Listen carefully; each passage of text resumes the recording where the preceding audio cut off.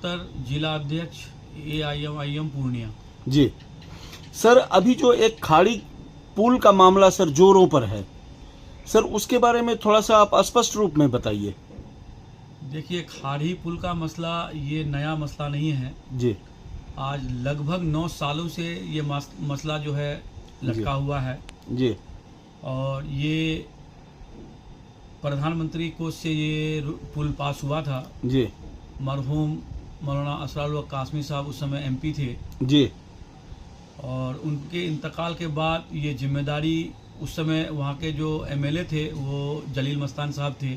जी कहीं ना कहीं जनता को ये समझना होगा जी कि जब अगर योजना प्रधानमंत्री है जी तो जाहिर सी बात है कि उसकी जिम्मेदारी मेंबर ऑफ पार्लियामेंट यानी MP की होती है। जी सर।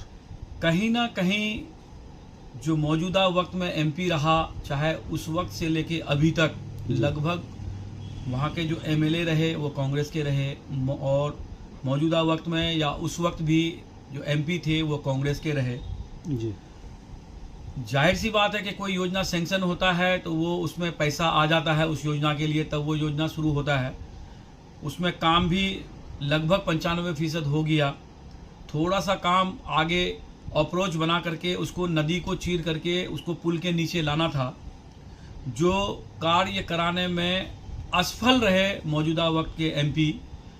और अपने एक जो होता है कि अपने ऊपर आरोप ना लगे, अपनी कमी को छुपाने के लिए हमारे यहाँ का नेतागण क्या करता है कि सामने वाले नेता के ऊपर ढाल देता है ताकि मेरी कमी छुप जाए और उसका उजागर हो जाए।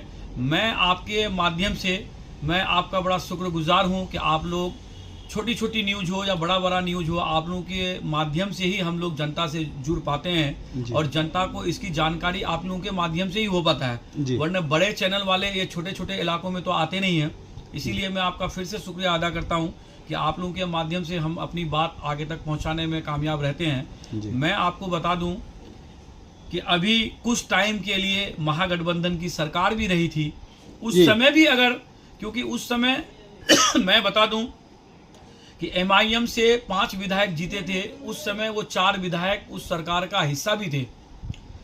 जाहिर सी बात है जब RJD में पार्टी में चले गए थे वो लोग, तो RJD पार्टी के ये लोग जाके उसका हिस्सा बने थे वाहिद अख्तुल ईमान साहब को छोड़कर। तो अगर इन लोगों को इस सीमांचल की इतनी फिक्र होती, सर सुनिए एक मिनट, 22 विधानसभा सर जो आपके अभी वर्तमान विधायक हैं सर, ये भी तो सर आपके ही पार्टी के टिकट पर जीत कर आए हैं सर।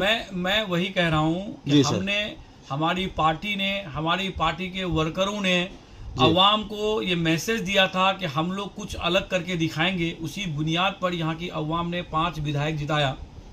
लेकिन ये महागठबंधन के लोग RJD की साजिशों का या लोभ लालच कुछ दे करके ये 4 विधायकों को तोड़ने का इन लोगों ने काम किया। जी सर। लेकिन तोड़ने के साथ साथ अगर वो टूट के चले भी गए तो जनता को इस बात का अफसोस नहीं होता कि चलो MIM का विधायक चले गए, अगर उनके द्वारा क्षेत्र में कुछ काम हो रहा होता।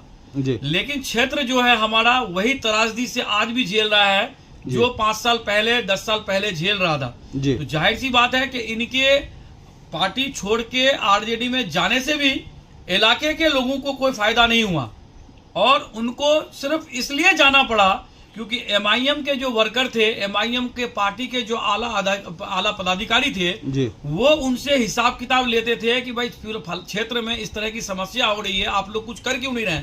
थाना में इस तरह का धांधली हो रहा है, आप लोग कुछ कर क्यों नहीं रहे? जी। आपका प्रखंड में जो है मोटेशन के नाम पे पैसा लूटा जा रहा है, आप लोग कुछ करते क्यों नहीं है? जी। हॉस्पिटल में मरीजों को दवाई नहीं दी जा रही है, आप लोग करते क्यों नहीं है? जी। तो ये सवाल और जवाब से जो वो बहुत ज्यादा मतलब अपने आप में गिल्टी महसूस हो रही थी उन लोगों को, क्योंकि वो लोग कारगर साबित नहीं हो पा रहे थे। जी। अवाम में जो वो लोग वादा करके आए कि हम MIM से लड़े हैं, MIM से जीतेंगे तो अवाम के लिए ये चीज करेंगे, वो चीज करेंगे, जब उन लोगों को लगा कि हम लोग इन चीजों को करने में नाकाम हो रहे हैं, इस पार्टी में बड़ी जवाबदेही है, अगर नहीं करेंगे तो जवाब देना पड़ता है, तो इसके लिए करना पड़ेगा। तो अवाम के लिए प्रशासनिक लड़ाई लड़नी पड़ेगी।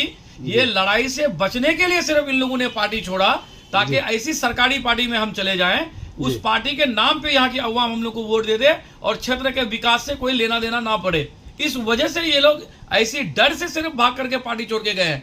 ताकि कोई जवाबदेही अवाम को ना देना पड़े। लेकिन मैं आपके माध्यम से बता देता हूं, जब 2025 का इलेक्शन होगा, इन लोगों को जवाब भी देना पड़ेगा और इन लोगों को कुर्सी से जब बेदखल यहाँ की अवाम करेगी, तब इन लोगों को समझ में आएगा कि MIM क्या चाहती थी। MIM का सिर्फ मकसद एक ही है कि अवाम को, यहाँ के लोगों को प्रशासनिक हो या सरकारी लाभ हो कैसे ज्यादा से ज्यादा मिल पाए, कैसे नदी कटाव से निजात मिले, कैसे किसानों को मुआवजा मिले, कैसे वृद्धा पेंशन टाइम से मिले, कैसे मोटेशन बिना पैसे का हो सके। इसलिए MIM ने यहाँ के जनप्रतिनिधि को MLA बनाया ताकि छोटे छोटे मसले आसानी से हल हो सके।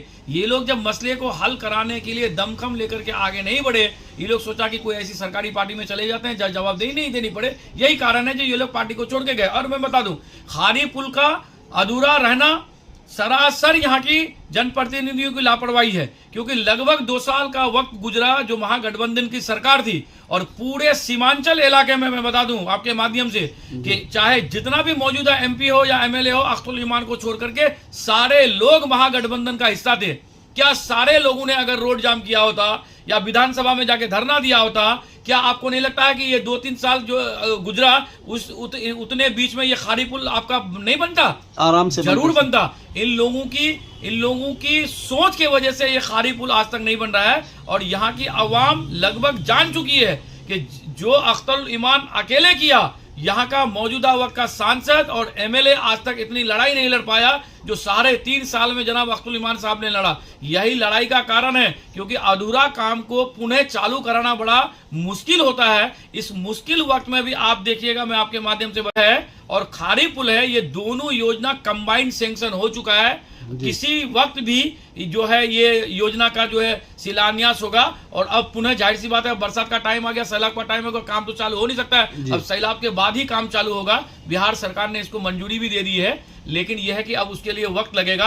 अख्तरुल ईमान साहब ने लड़ करके नया योजना सैंक्शन करा करके वो योजना को अमल में भी ला दिया है। 3 पाया और बनना है, और 3 पाया बनने के बाद में जो 500 मीटर इस तरफ पुल का मतलब लेफ्ट और पुल का राइट साइड, यानी दोनों तरफ दोनों छोर में 500 मीटर का बॉर्डर पिचिंग भी होना है। ये योजना सैंक्शन हो चुका है। सैलाब के बाद में इंशाल्लाह ये योजना का जो अमल में भी आएगा और चालू भी होगा। सर एक छोटा सा सवाल सर आपसे, जिला अध्यक्ष के नाते आप सर, जो अभी प्रखंड में, अंचल में जो अभी मोटेशन के नाम पे दलाली की जा रही है सर, दोनों ही अंचल में, बायसी में भी सर, अमोर में भी दलालों का काफ़ी अड्डा है सर।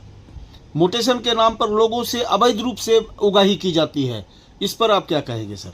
देखिए, मैं बता दूं, जाहिर सी बात है कि ये सिलसिला कोई आज से नहीं चला आ रहा है जी। ये 10-20 साल पहले से चला आ रहा है जी। और MIM की बुनियाद 2010 से पड़ी है जी। और हम लोगों का मूल मांग यही है, और अवाम को हम लोग जो है, जनता को जाकर के यही समझाने की कोशिश करते हैं कि ऑल इंडिया मजलिस इत्तेहादुल मुस्लिमीन, जिसको शॉर्ट में AIM बोला जाता है, इन पार्टियों के लीडर को अगर आप MP MLA बनाएंगे तो ये आपकी प्रशासनिक लड़ाई सदन से लेकर के रोड तक लड़ाई लड़ने का काम करेगा। जो छोटी छोटी चीजों में आप लोगों को घंटों लग जाते हैं, कई दिन लग जाते हैं, महीनों लग जाते हैं। इसी वजह से यहाँ की अवाम ने MIM के 5 विधायक भी बनाया। लेकिन ये घटनाक्रम जो RJD ने हम लोग के साथ कर दिया, 4 विधायक को कोई लोभ लालच देकर के जो इन्होंने अपनी पार्टी में शामिल कर लिया, और शामिल करने के बाद जब ये लोग अवाम को बोले कि हम लोग शामिल इसलिए हो रहे हैं कि MIM में रहने की वजह से कोई काम नहीं हो पा रहा है,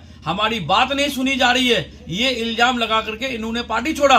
और मैं आपको यकीन से बताता हूं कि ये लोग जब से पार्टी छोड़ करके RJD में गए हैं, करप्शन 4 गुना बढ़ा है, चाहे वो बायसी हो या डगरवा हो। 4 गुना इसलिए बढ़ा है कि हर जगह इन लोगों ने कुछ ना कुछ सेटिंग किया होगा, या नहीं किया होगा तो फिर इन लोगों की लापरवाही है कि आम जनता इतनी परेशान है और इन लोगों के द्वारा कुछ नहीं बोला जाना। एक मोटेशन 6-6 महीना तक नहीं हो रहा है, और कोई मोटेशन जहां वो लोग बोलते, और सबसे बड़ी बात, जो मिली भगत, जो लूट हो रहा है, लूट का सबसे बड़ा कारण यह है कि एक कर्मचारी का, जो राजस्व कर्मचारी है, एक कर्मचारी का 4 अटेंडेंट है। ये कौन सा तरीका है बताइए? ये कोई सरकारी अफसर के नीचे प्राइवेट आदमी 4-4, 5-5 आदमी अटेंडेंट है। ये अटेंडेंट क्या है? ये अटेंडेंट का मतलब ये होता है कि पैसा प्रशासनिक पदाधिकारी अपने पॉकेट में नहीं लेगा, उसके द्वारा लेगा। माध्यम है सर। माध्यम, ये एक माध्यम है। अटेंडेंस मींस माध्यम हुआ बिल्कुल सर। बिल्कुल, जब तक ये माध्यम खत्म नहीं होगा तब तक जो है करप्शन खत्म नहीं होगा। मैं पूरी गारंटी के साथ इस बात को बोल सकता हूं कि ये माध्यम कल से खत्म करे, मैं आपको बताता हूं 90% करप्शन परसों से खत्म हो जाएगा। ये माध्यम जब तक नहीं खत्म होगा, मैं सारे जो मौजूदा वक्त के विधायक हैं, चाहे वो मुख्यमंत्री नीतीश कुमार जी हैं, इस संबंधित जो आपका मंत्रालय दिलीप जायसवाल जी अभी अभी हमारे सीमांचल से ही है, किशनगंज से ही है, मंत्रालय उनको मिला हुआ है। मैं उनसे भी मांग करता हूं कि ये अटेंडेंट का काम आप जो है सीईओ का या कर्मचारी का या सीआई का ये खत्म कीजिए। 2 से 3 दिन में आपको रिजल्ट समझ में आएगा और अवाम का जो काम है बहुत आसानी से होने लगेगा, क्योंकि ये अटेंडेंट जो बिचौलिया होता है, इनका काम ही है सिर्फ दलाली करना, और दलाली करके इकट्ठे पैसा करके और कर्मचारी को, सीआई को, सीईओ को, सबको ले जाके खिलाना। जी, ये बिल्कुल ये सर 14 महीने के बाद विधानसभा का चुनाव है, 2025 का विधानसभा का चुनाव है सर। इस चुनावी स्थिति में क्या बनेगी सर? आपकी पार्टी की स्थिति क्या बनेगी बिहार में? देखिए, बिल्कुल हमारी पार्टी पूरी मजबूती के साथ में विधानसभा की इलेक्शन लड़ने जा रही है और हमको नहीं लगता है कि 150 सीट से कम में हमारी पार्टी लड़ेगी इस बार, क्योंकि हमारी पार्टी जो है पूर्वांचल में भी बहुत मजबूत है, सीमांचल में तो बहुत पहले से मजबूत है। तभी हमने 5 नहीं बल्कि 6 विधायक यहाँ से दिया।